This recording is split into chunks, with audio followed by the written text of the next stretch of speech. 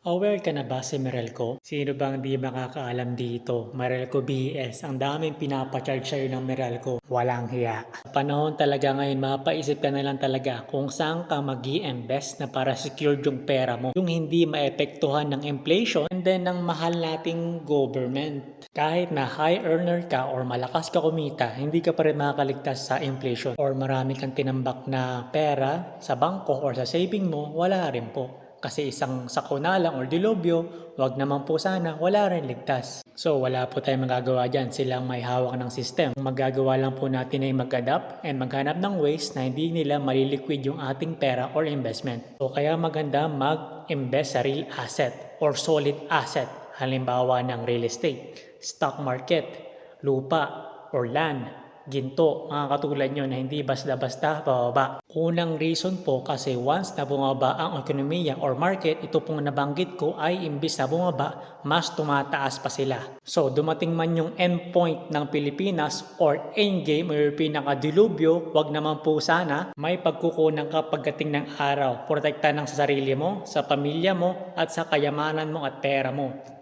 para secured ka na. Kaya yung ibang mayayaman, bumibili pa rin ng property sa gitna ng krisis, example sa pagtaas ng langis, kasi alam nila kung saan nila ilalagay yung pera nila at kailan uli ito ipapalago. So kaya sa gitna ng mga krisis, mga milyonaryo at bilyonaryo, no worries sa mga yan kasi alam nila yung system. Guys, alam nyo na ang kailangan natin gawin? Start thinking, planning, and then investing. So yun lang.